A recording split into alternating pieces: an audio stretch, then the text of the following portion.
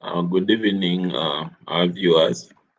This is Chireka Chess Champ, live from Uganda, following the Nihal versus Segwani match.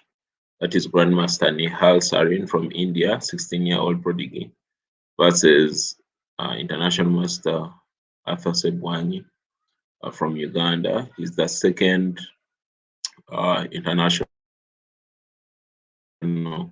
Grandmaster or I.M from East Africa. The only two in East Africa, and all of them are from Uganda. So you've joined us when you're on move 9, and I'd like to welcome you and wish you a nice and amazing viewing of this particular match.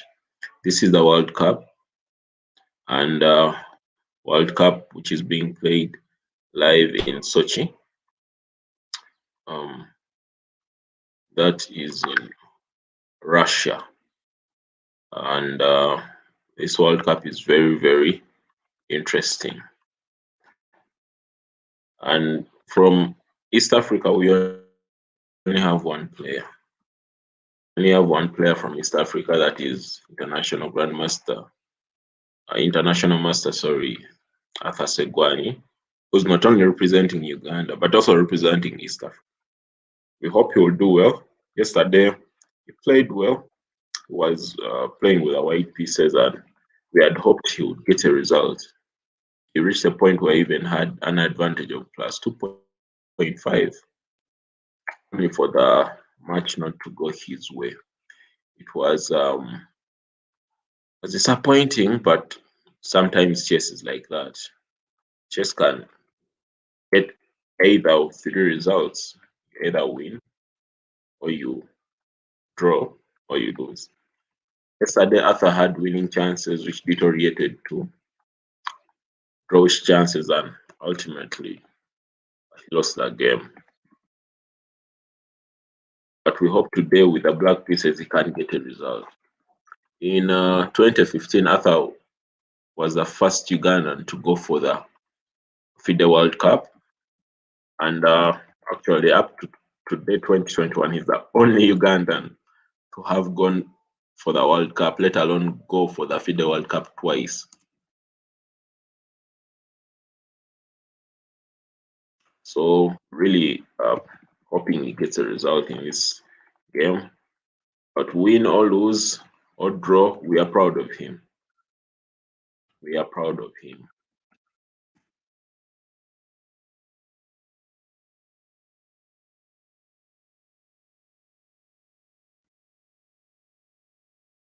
So on the stream, we may be joined by other Ugandans commented later on. And I think it will be interesting.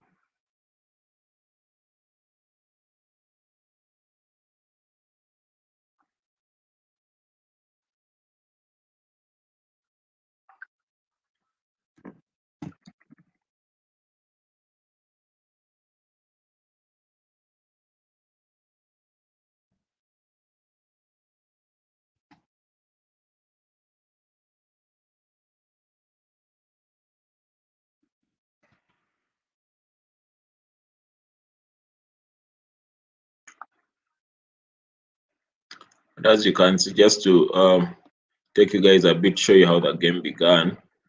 The game began with a d4, and this is the London system. We had prepared the London system, well knowing that Nihal is going to play the London system. It's his favorite system, and when you look at all his wins, 50% against the super grandmasters and even other weaker grandmasters, he has won in white with the London system. So we really fully anticipated to come with a London system, and we very well know he's well versed with it. He has grandmaster trainers, but we also prepared to counter it in the best way possible to achieve a result.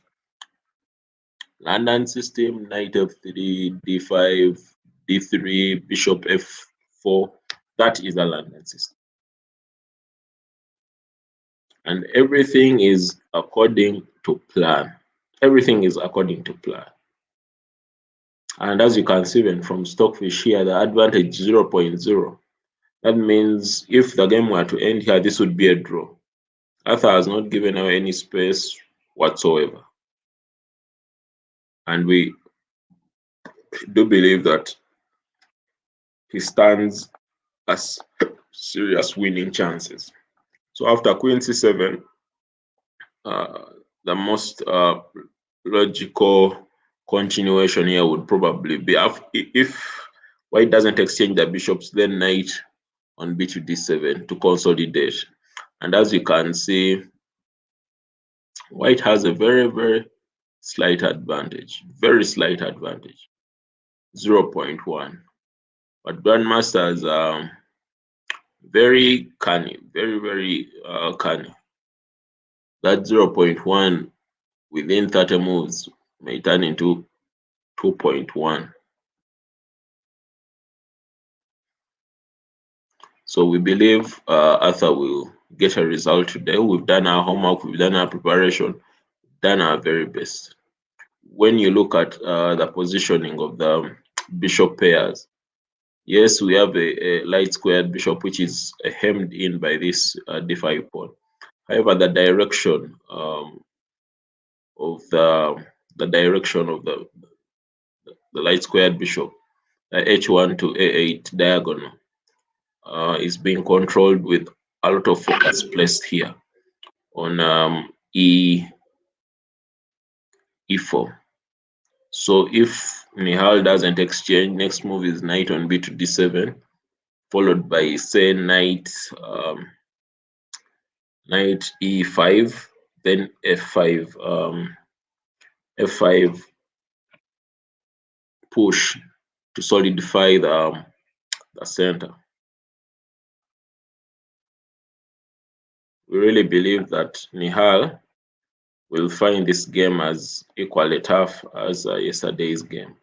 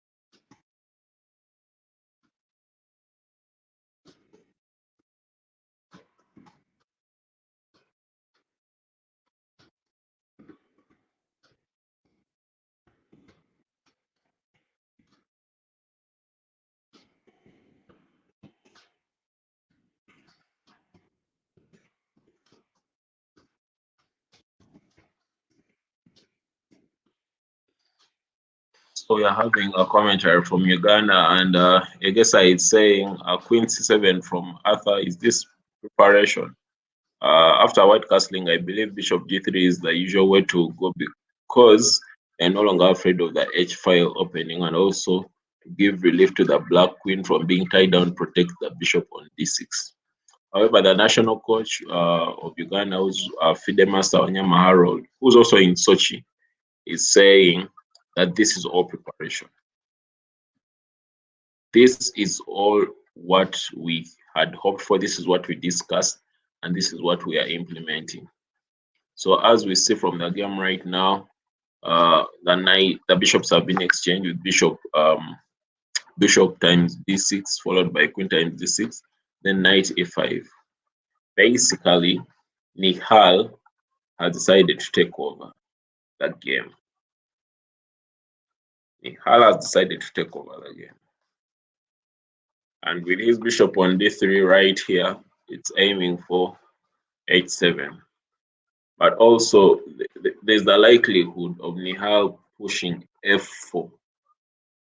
thereby achieving a bird's opening like position, or a Dutch, so a reverse Dutch. Dutch is usually in black.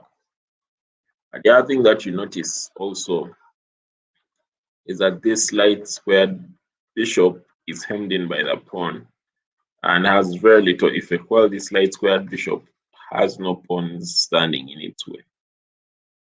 And from what you can see, uh, the advantage is plus 0.1. So Nihal has something very, very slight. And the computer is recommending Stockfish 13 is recommending bishop a6. Bishop a6 followed by capture, then knight times a6 followed by f5, then knight e8, probably to allow f6 to chase away the knight, followed by queen c2, and then f6 to get rid of that knight, followed by knight on e to f3 back, then queen c, queen c, queen c, c6.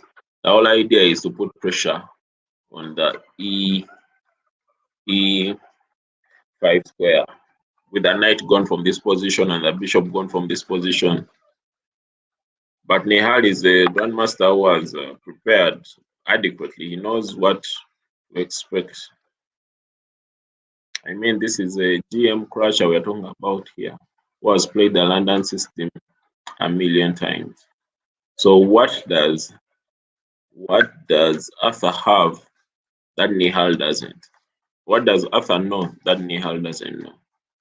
How is Arthur going to get a result out of this game?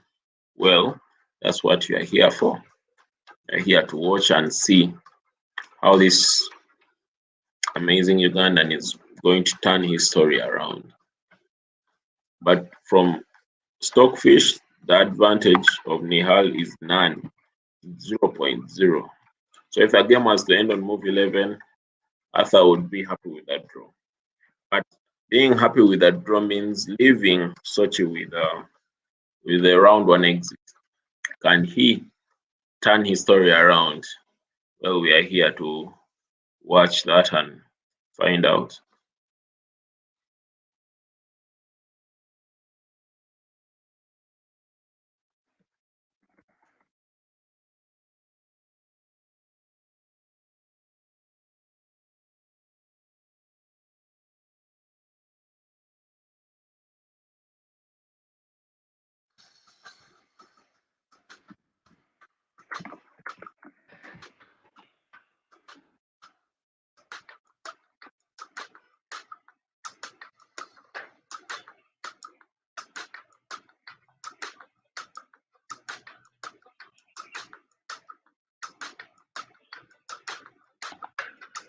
Well, from the WhatsApp groups of the Ugandans, national coach Wanyama is saying Nihal has faced this line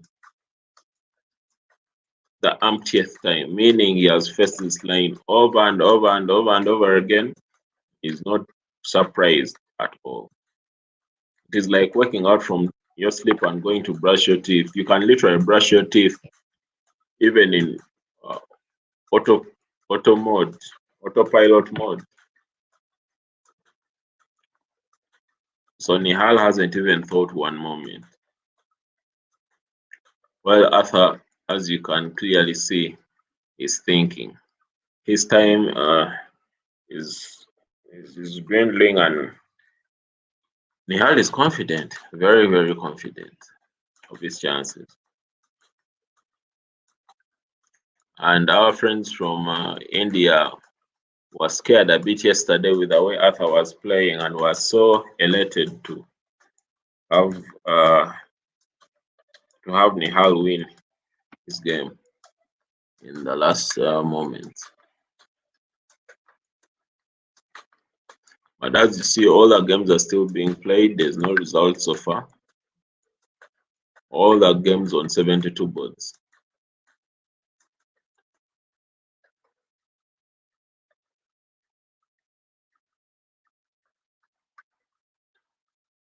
Wanyama is saying they looked at the possibility of knight e4, probably switching a bit from what Nihal expected, then pushing f6 to bounce the knight, then f5.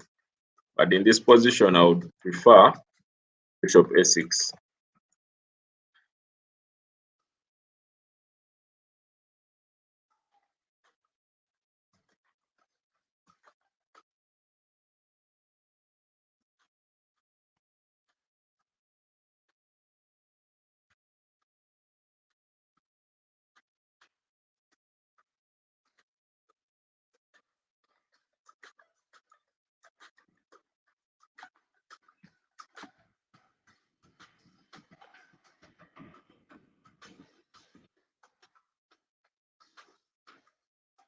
So we have a viewer, Ravi Prakash, saying that Nihal is going to win this game. Of course, Nihal is the grandmaster here. He's most likely to win the game. And as you've seen, Arthur has played bishop a6, and we expect the bishops to be exchanged, followed by knight, either knight e4 or knight knight e8. Arthur has a good memory. Arthur, from when he was a young child, throughout his education, he has been a genius. Only that in Africa, you don't have as much opportunity as people in other countries. But sometimes the genius doesn't get the opportunity to be explored or utilized. So Arthur has a very good memory, and I'm sure with the preparation he can remember bishop a6. And he's also an international master, so he has read a lot of chess, he has prepared a lot, not just specifically for this game. So we really think Arthur is going to do his very best.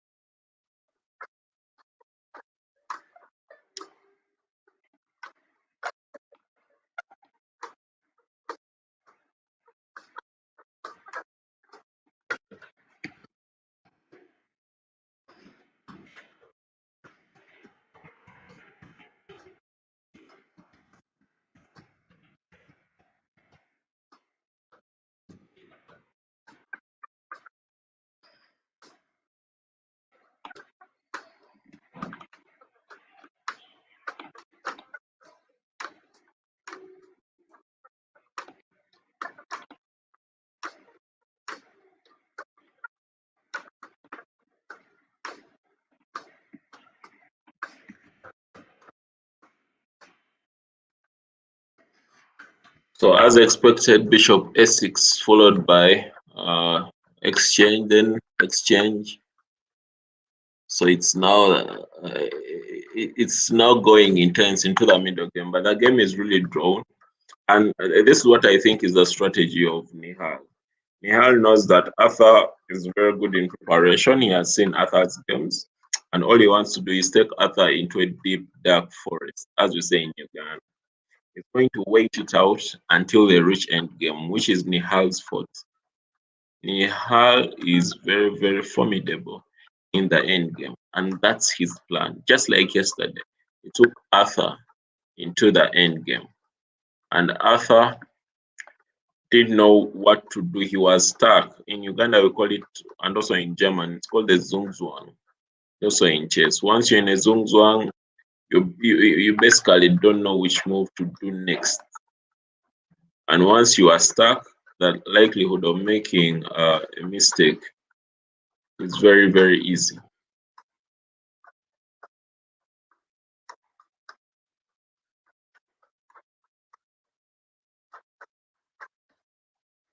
So the time when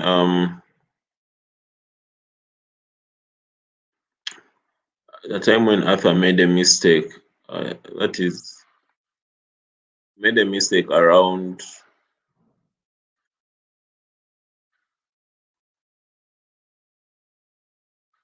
Around move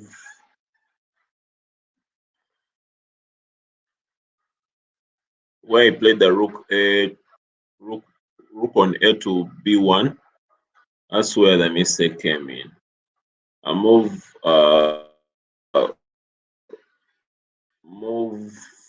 48. That is what changed the whole game. Should have gone for queen a3 for the queen exchange in yesterday's game. But from move 1 up to move 47, Arthur did his very best. Arthur did his very best. Nihal is thinking, really. And chess is a thinking game anyway. So as you can see, Nihal has 1 hour and 1 minute on his clock with 12 moves played, while Arthur has 1 hour and 9 minutes.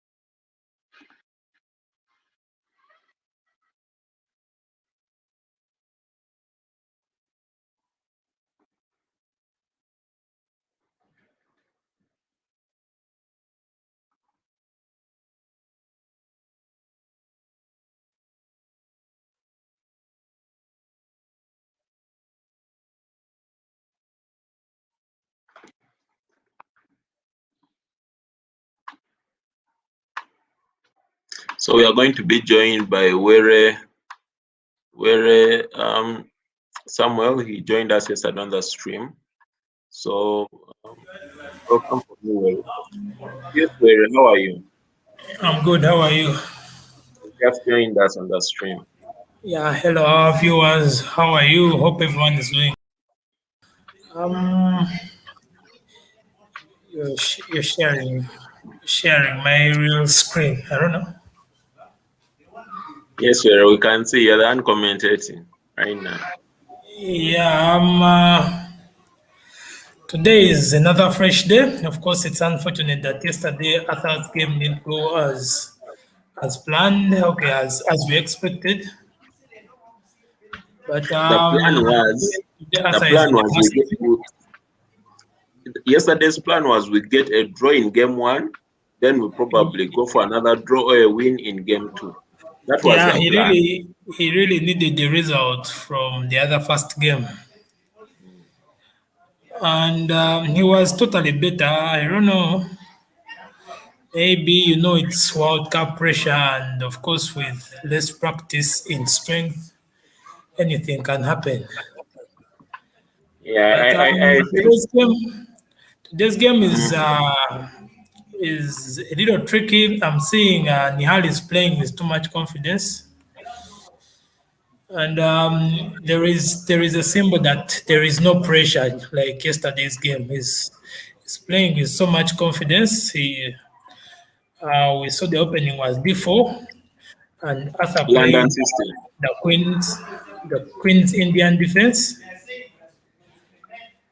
It's pretty good, but of course Arthur had to decide where to put the bishop. If the bishop is going straight on A6, it goes on A6. It doesn't have to first go on B6. So meaning he already lost one move. On And B7 you mean? yes.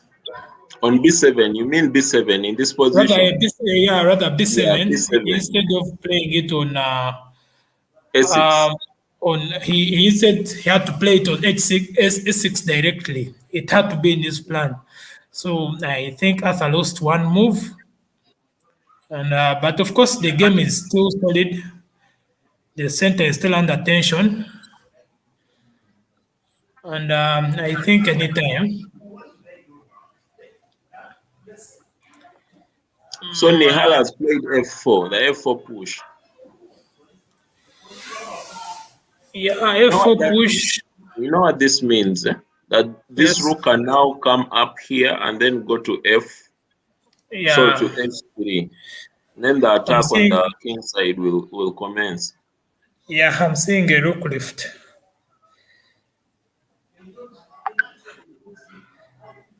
This can be dangerous. Huh? Very dangerous. I think earlier on, Arthur also would have picked that bishop on G and creates a double pawn. You mean in this position? Say Yeah, in this position, you should have captured it instead of yeah. queen c7. Arthur would capture the pawn. At Capture the least bishop on usually when you're playing a stronger player, it is always key. Fine, he's creating a window for the opponent, but it's always key to at least create some weakness in the position. Eh? So now that double pawn is already a weakness, and you can still build on that always. When you're playing a strong player, such things are key. But now, Nihal exchanges, and it's like yes. Nihal's plan is clear. Arthur's plan is not clear in today's game. So what do you think Nihal is going to do? Yeah, of course, he can. I'm still seeing also rook lift and then rook to h3. Put some pressure on the h7 square. I think it's a pretty good game for him, and he will apply some pressure by so doing. So what Arthur needs to do is maybe he needs to break the center to exchange some few points in the center, and also put some pressure on the queen side, like playing rook to c8. Rook to c8 to He try needs to to get exchange. counterplay He needs on to the queen capture. side. He needs to capture c crosses d4. Then after that capture, he plays his rook to c8. He needs to get a queenside initiative as fast as possible. Actually, I would not recommend that. Reason being, if he captures c times d d4, Nihal will simply use this backward pawn here to capture here, and thereby keeping this queen side a bit closed, while this weakness of the backward pawn would have been remedied. And then he has a lot of center space. So rather, Arthur should have played knight, this particular knight to to d7. But Arthur has decided to go back. He has decided to instead bring this knight here. I think he wants to exchange this other knight here because he thinks the knight is misplaced. And Okay. yes, and comments from here, viewers are saying Nihal's position is full theory so far. So basically, Nihal is not thinking; is just remembering. Oh, so this He's is not like thinking. more. It's more of a familiar position. Yes, and I don't know why Arthur did not take this knight back. Reason being, he would have the opportunity of the f6 push, but now he doesn't have the opportunity of the f6 push. And there is no time, by the way. There is no time, absolutely. But maybe he needs to.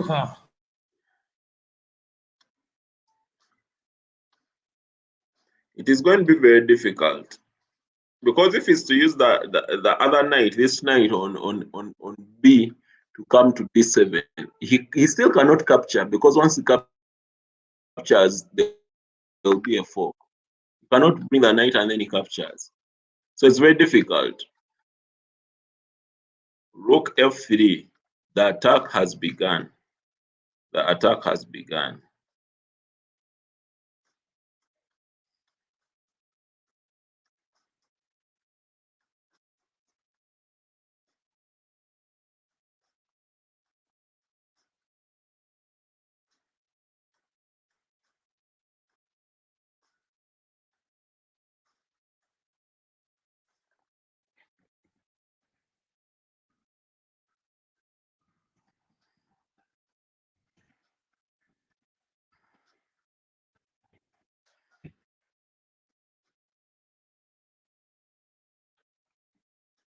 Meanwhile, when they talk about upsets, as Ugandans are hoping for an upset on the Indian Prodigy Nihal, there have been other upsets.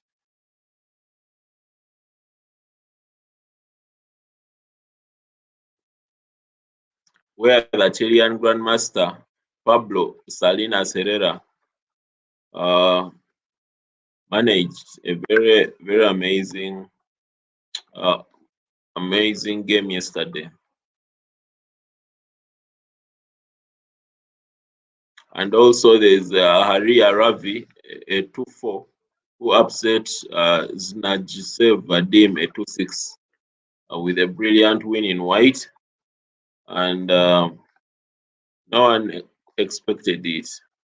Then also there's a player that is in the World Cup.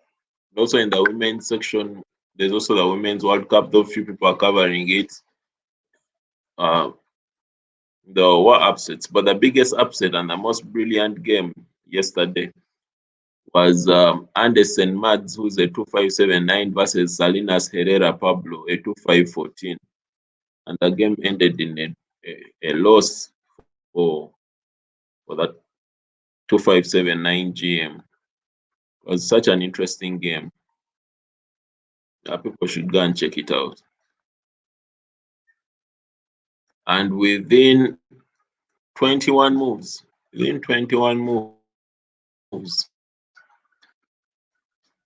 player was cursing, couldn't believe what had hit him.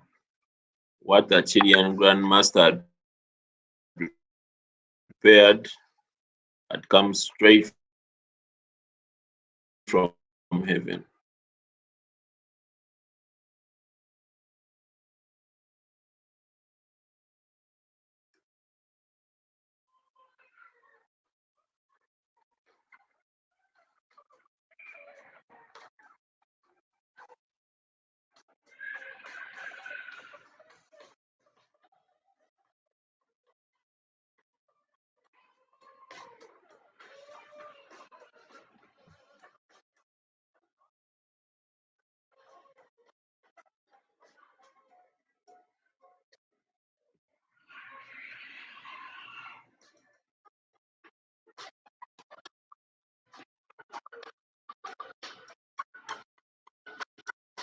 So Arthur is thinking.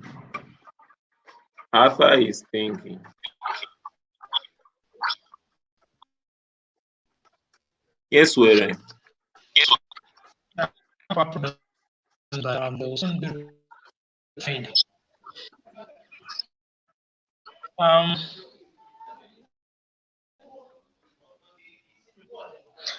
Like we look at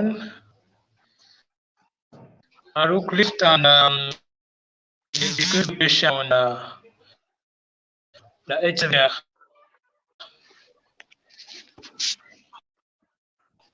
So needs to look for ways to defend this position.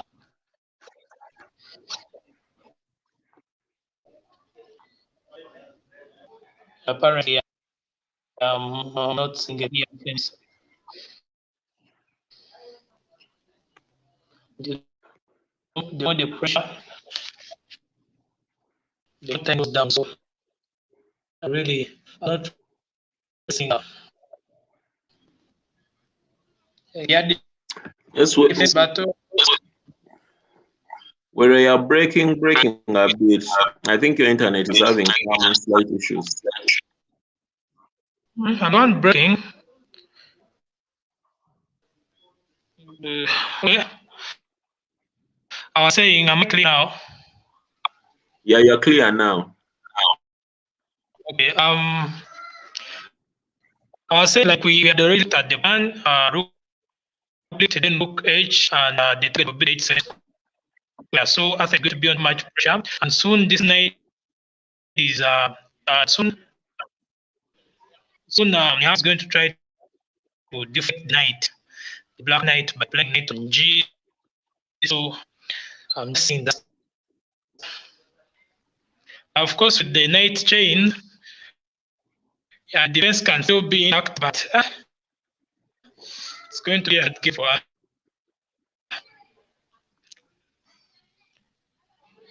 And to try and stabilize the position.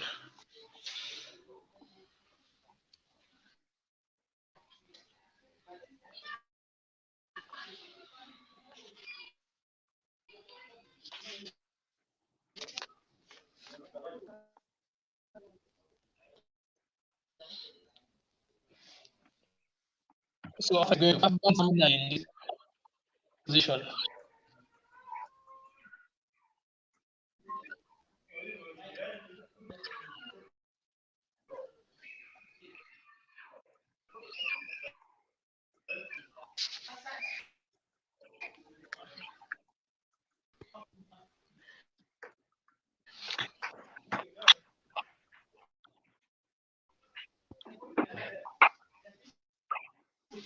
Is why usually when you're in match twin, it is also advisable to play lines like the dash and maybe the king here, the king's Indian defense. Such sharp lines can at times at least yield the results. But whenever it is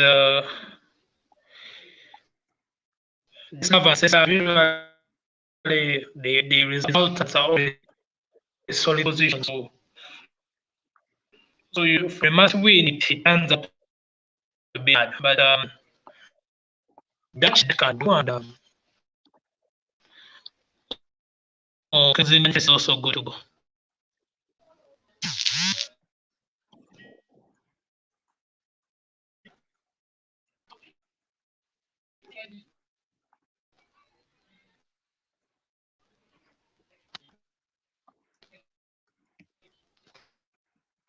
As you can see, Arthur is thinking, and he's thinking his heart out. His time is dwindling, and it's dwindling so fast. So fast.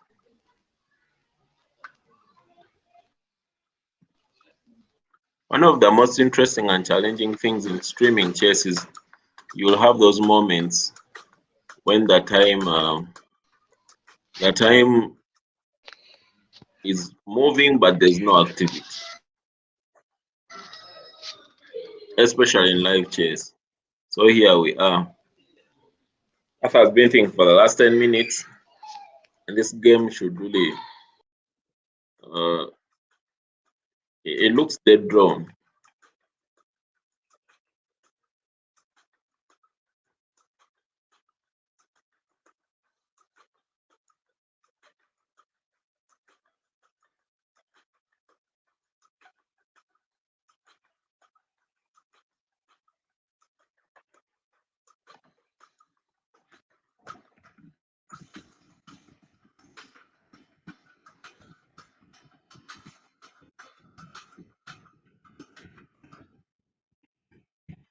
When we have to talk about prizes, what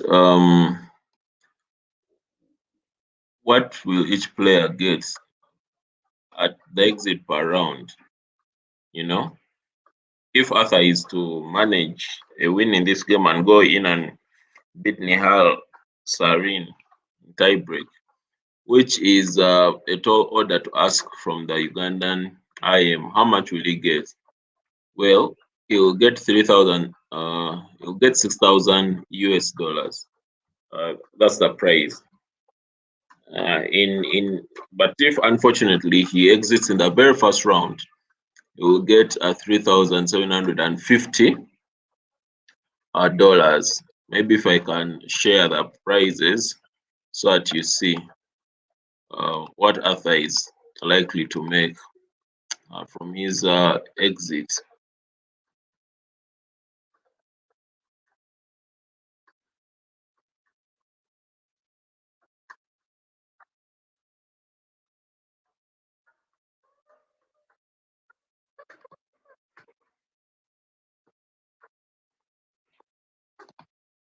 So right here, These are the prizes.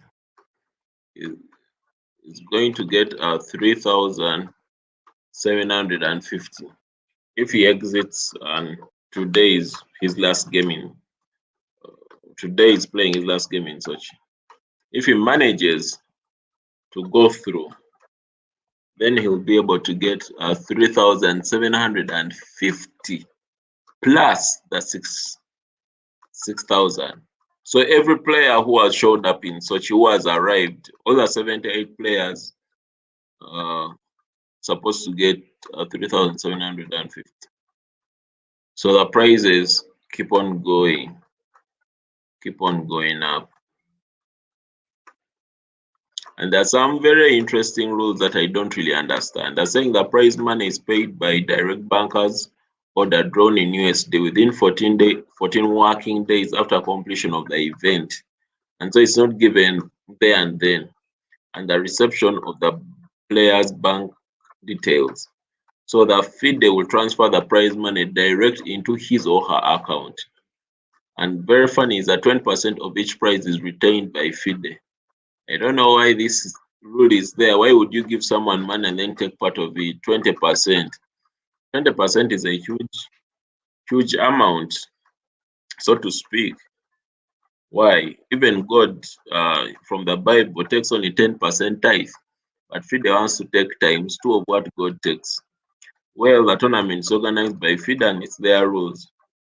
And the third one, if a player withdraws after the start of the tournament, the FIDE Council decides upon paying out his or her prize money depending on the particular circumstances. We've experienced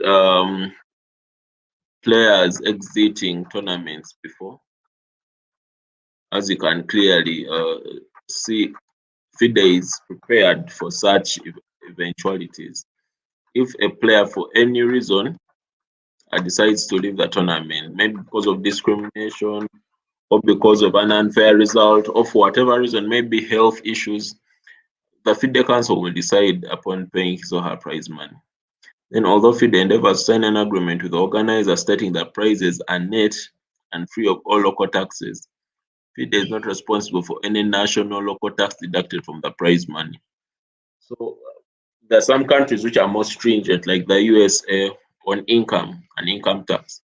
But countries like Uganda, once your money reaches your account, it's your money. The Uganda Revenue Authority may or may not follow up, so that's none of their business. If you can hide away from declaring how much income you've got from chess tournaments like this one, all your prize money is your money. FIDE shall provide all necessary assistance to the players if the organizers act to the contrary. So this is the section of the regulations for the FIDE 2021 World Cup that talks about distribution in prizes. And you see the winner overall will get 110,000 USD. And if we are to compute that in Ugandan money, an exchange rate of about an exchange rate of 3,500, that is about 385 million Uganda shillings. So if Arthur by some miracle would end up the winner, he would walk away with 385 million, which is a lot of money. But even in the US, 110,000 is a lot of money. So there you have it, guys. That's the money that each player will get per round. And we shall try to follow and see some of the other interesting rules. The dress code is to be strictly observed. And the players shall be available for the daily press conference. And so many other rules. You can get the rules and regulations at FIDE.com. Right now, let's go back to the game. Let's go back to the game and let's see what Arthur has done.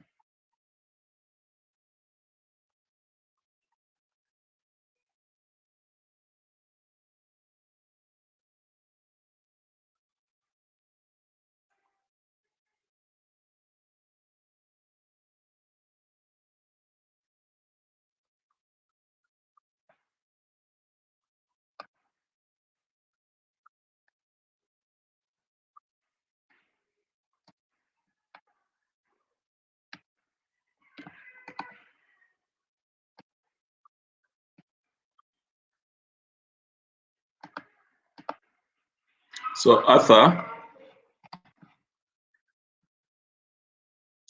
Arthur decided to recycle the knight, and he played knight back, knight b8, and then Nihal rook lifted on f3, then um, knight a6, and Nihal has played rook h3. So this is going to be interesting. The fight has begun.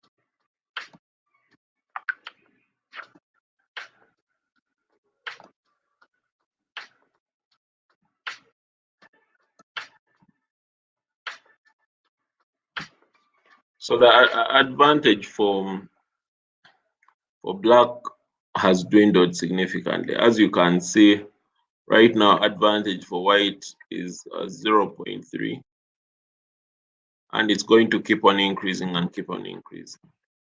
Arthur is facing a major problem getting rid of this knight. And the best solution is probably knight back or here, and pawn push here or here, but he's late. He wasted time recycling this other knight, yet Nihal simply upgraded his castle. So the next sequence of moves is going to involve bringing the queen either to h5 or h4. For example, queen e1, then h4, or direct to h4 in case the knight goes away by any means. I feel bad for Arthur, but even after all this hard work, this game might end like yesterday's game.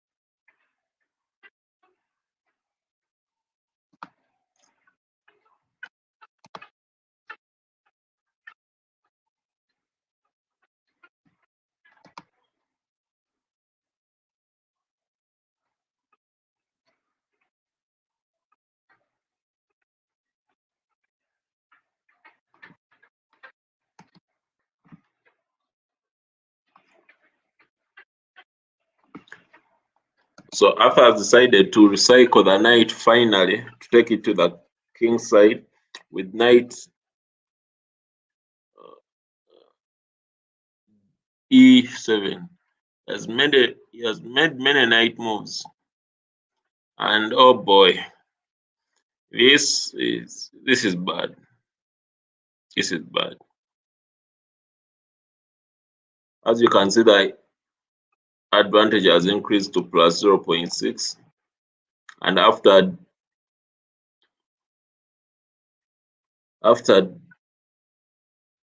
g4, followed by this queen coming to h4 or h5, it's over.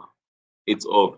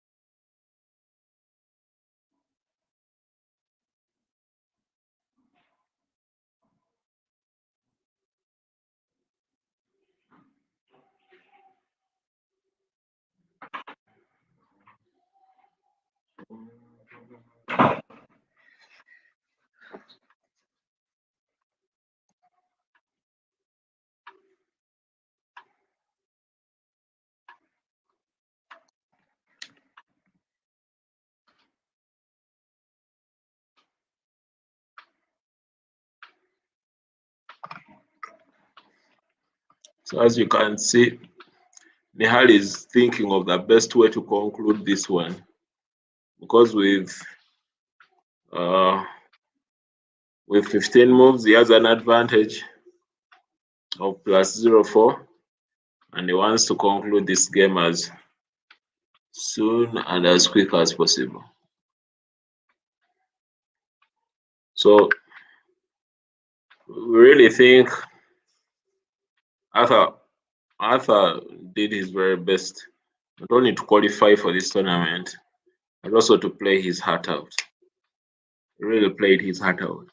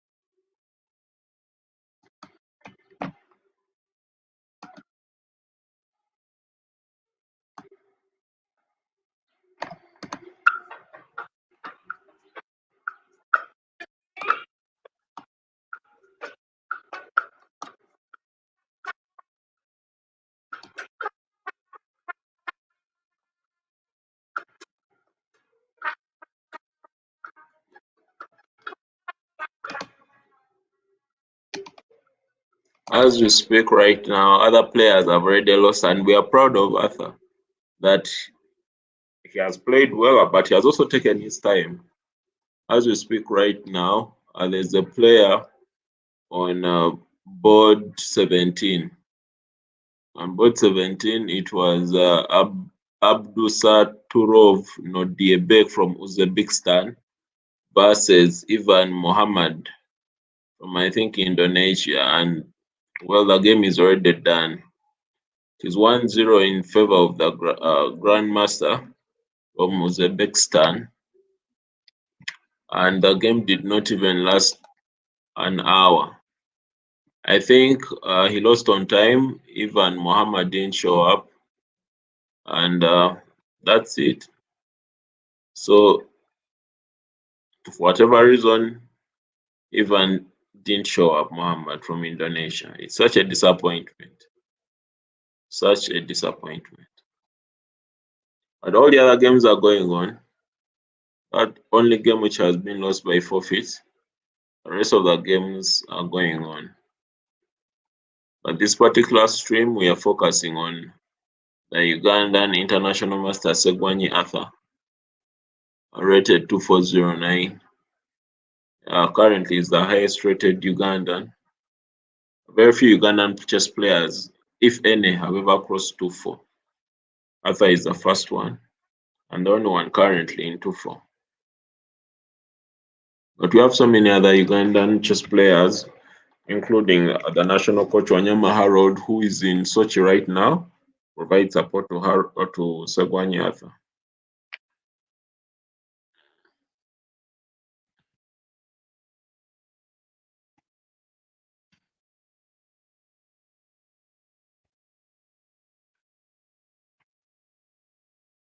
So if you are to go to FIDE right now and check out the list of the top Ugandan chess players right now, let me just share the list so that you see it.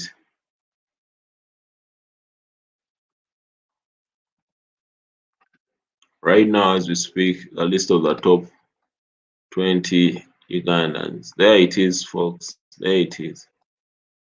Segwanyi Arthur rated 2409, followed by Kauma.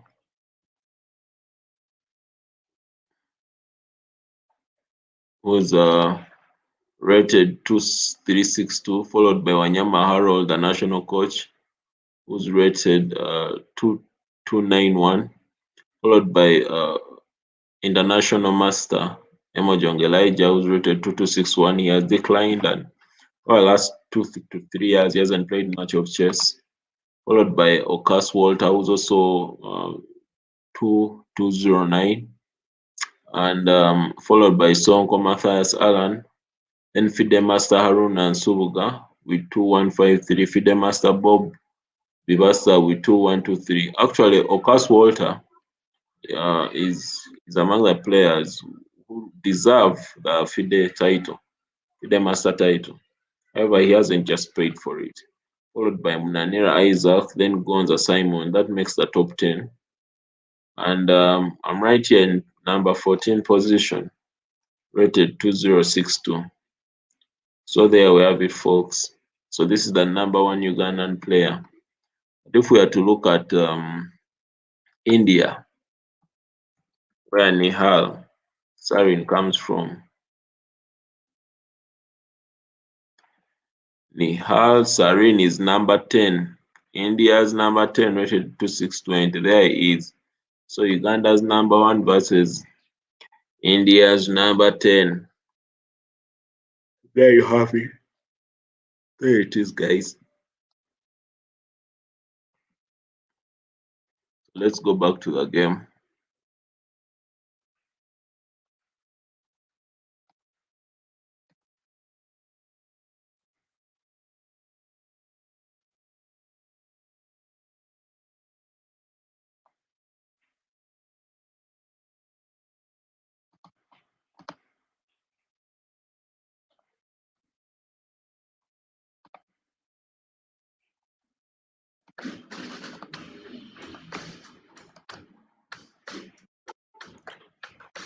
So Nihal is still thinking, how do I close this? How do I wind this? How do I change this? Stockfish is saying G4. Put pressure. But I'm not sure if Nihal wants to open up his king side yet.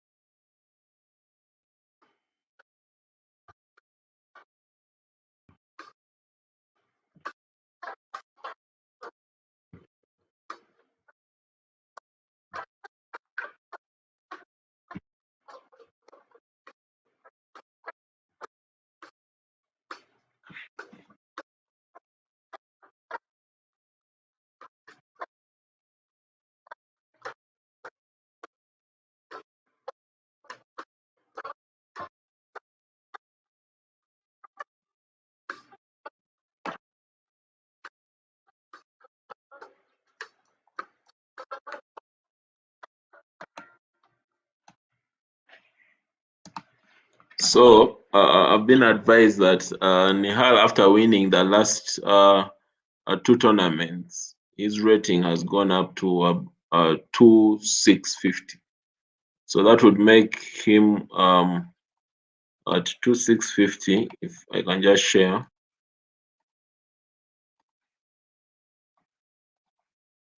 at 2,650, his current rating, his current or expected FIDE rating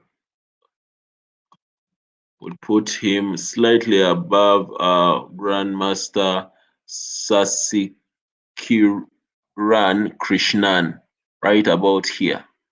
Number 5, with 2,650, behind Adiban B, behind Vidit Satosh, behind Hare Krishna Pentala, and of course, former world champion, Grandmaster, Super Grandmaster Anand Viswanathan. So this is the prodigy we are talking about.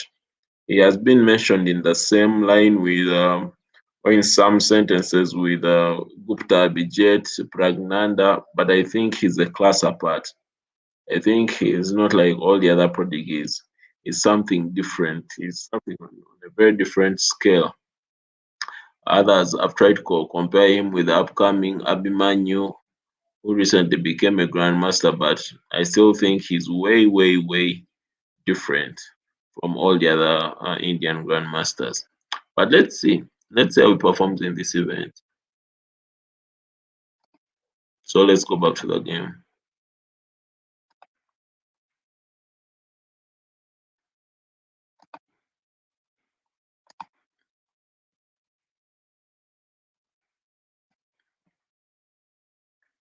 So as you can see, Arthur recycled the knight to knight e7. Then Nihal has played queen f3 and not necessarily g4. So that move is a slight inaccuracy. Right here the advantage was 0.2, but as you can see after this, the advantage has gone to 0.00. It's a slight inaccuracy, but I think he wants to allow this castle to be brought into the game. He wants to marshal as many forces as possible into the attack.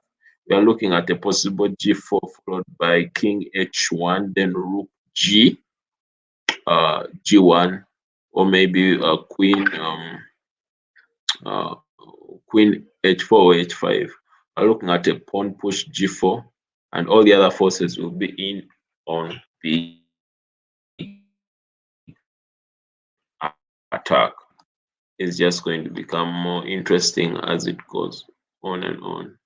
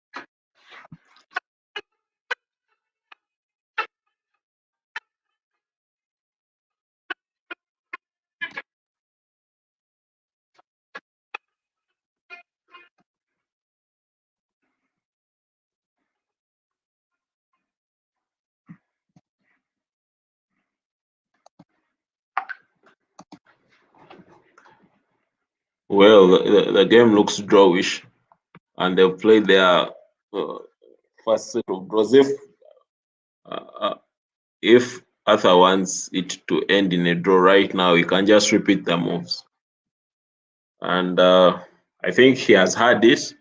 I think he wants to go for a draw. He has played knight d7. Uh, Nihal played queen h5, put back the knight on f6, queen f3, then knight d7. Basically, he's hinting at a draw. If Nihal wants a draw to rest and prepare for his next opponent, this can be it. But grandmasters have pride, and he may not be willing to accept a draw from a 2,400, yet he's a 2,600, 2,400 player from Uganda. He's thinking maybe I can find a way of winning this, winging this, holding on to until he blunders like yesterday.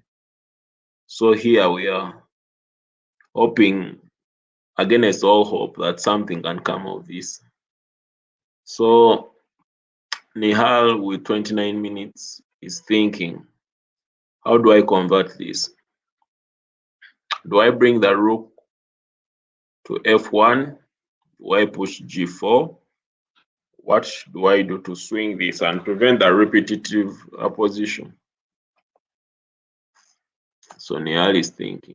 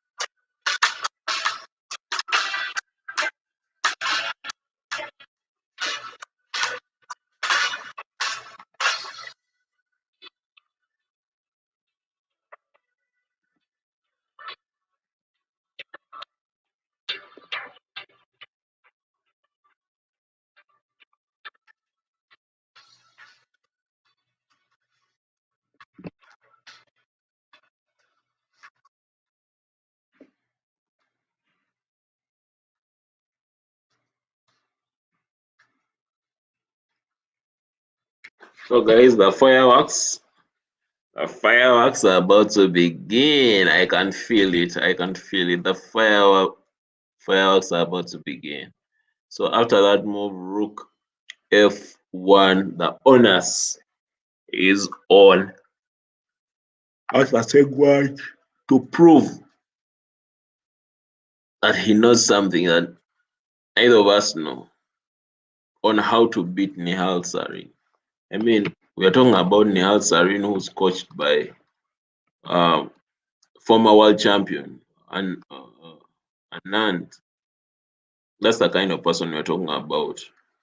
Viswanathan Anand, five-time world champion, is part of the Westbridge Anand Chess Academy, which decided to take on board five of India's most promising players. That is from an article in December 2020. You know, and we're talking about Nihal Sarin, one of those five. And what can I say? The results are paid off.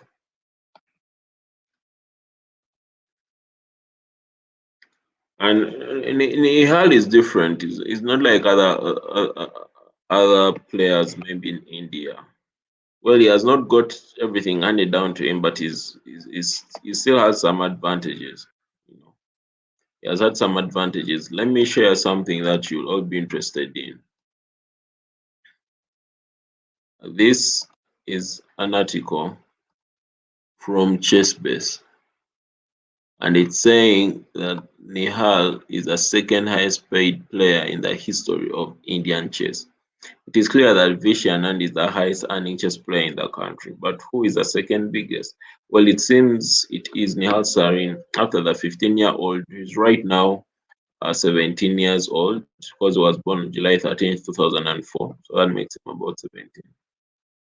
Well, here, after the 15-year-old signed a major long-term sponsorship agreement with Akshayalpa, an organic milk and milk products based company in Bangalore. The amount of sponsorship is kept as a secret for now, but backed by our analysis, we feel that it could be somewhere between 75 lakh to 1 crore. That's between 100,000 to 140,000 USD per year. That's per year. And this is a major long-term agreement, right? Why did Akshaya decide to sponsor Nihal? What do Nihal and his team members feel about this agreement, and how will this money be utilized? Well, all that you can find it on the ChessBase.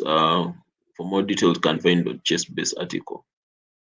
And there it is, Nihal signing the contract with Akshaya.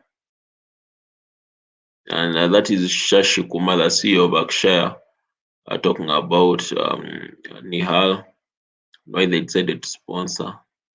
That is Nihal wearing the Akshaya badge and also the Akshaya bottles on the table, which helps the brand to make a mark on the international level.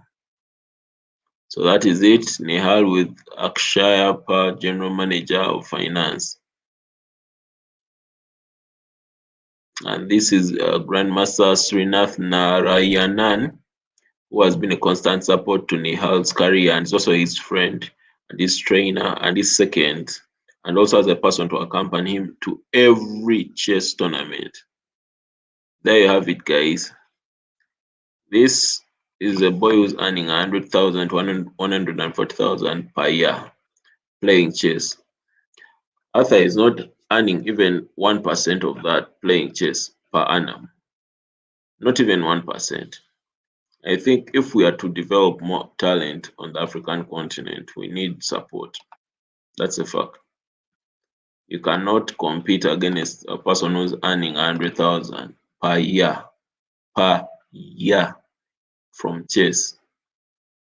And that is just from one sponsorship deal, let alone other tournaments or victories. So there you have it, guys. There you have it.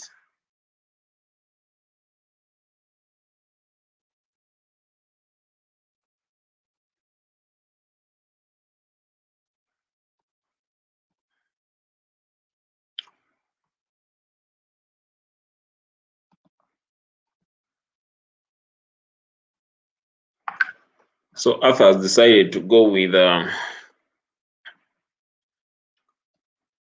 after this sequence of moves, after queen f3, then this sequence of moves, knight here, knight there, then rook f, rook f, rook f1. Arthur played h6, which on the surface looks stable move.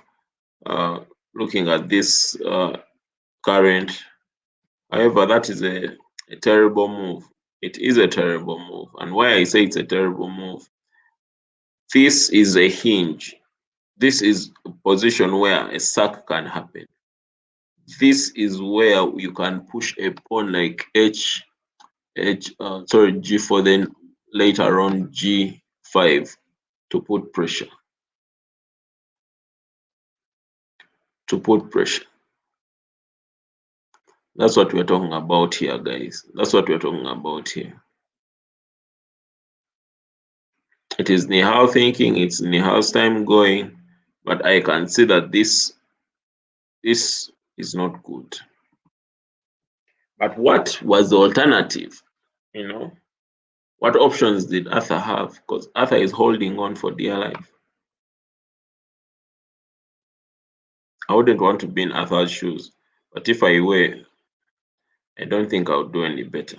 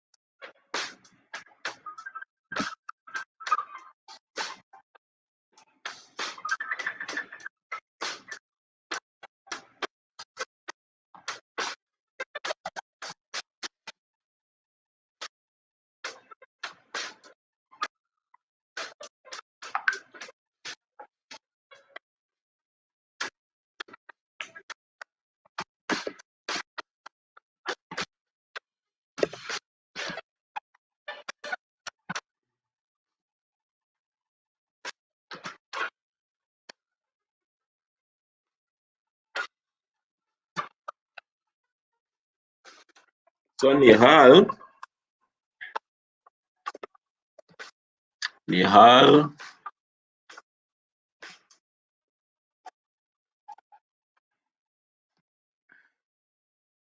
has Nihal has decided to play Queen G4 followed by Knight F6, then Queen F3. This is similar to repetitive positions, but grandmasters do this a lot. Grandmasters do this a lot. You make one or two moves so that you move closer to the 40 move mark, and then you get extra time. So he's aware of the draw rules, but he is also very much aware of the the time. So he's playing that so that he gets closer to the 40 move mark so that he can get more time.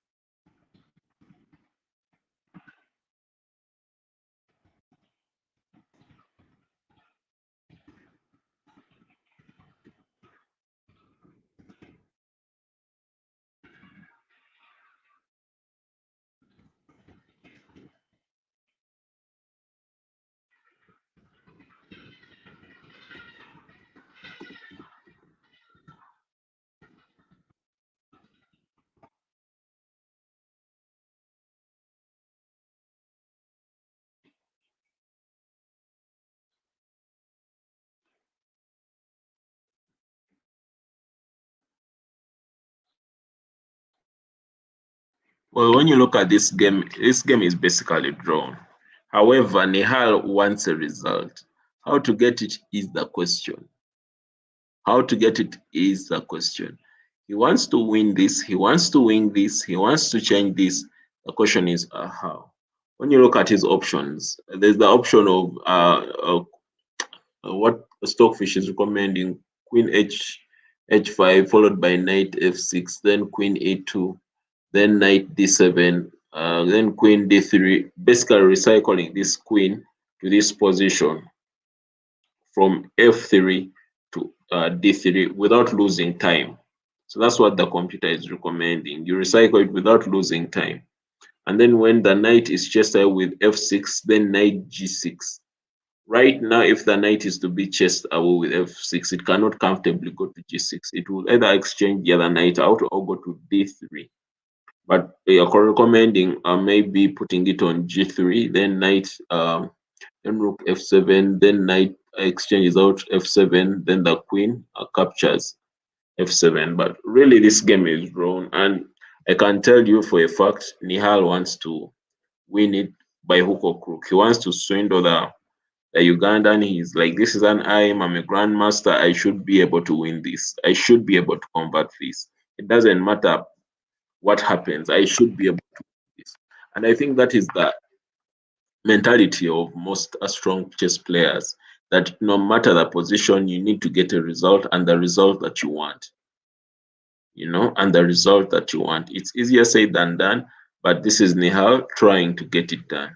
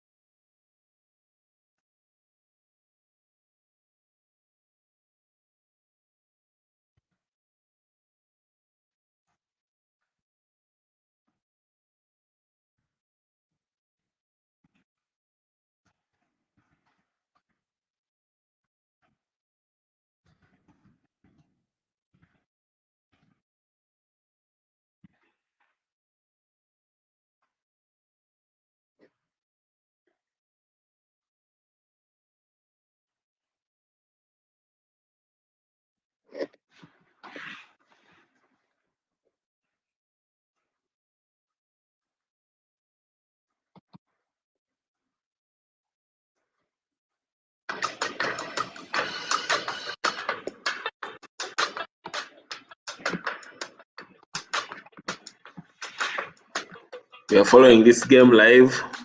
We think Nihal already has this game in the bag, or at least Arthur has a draw, and at least he'll exit the World Cup with a result. And it has been agreed. It has been agreed. It has been agreed to a draw. The game is over. The game is over. The result has been agreed. As you can clearly see, it has been agreed. Nihal only needed a draw to win. And that's it, folks. Nihal has drawn. Or better still, Segwani has drawn with Nihal. So that's the result for him. And he says bye to the World Cup. But we are proud of him. We are proud of Arthur Segwani for putting up such a fight. For putting up such a fight. With white and the black pieces, it is agreed to a draw. So I don't know what members think.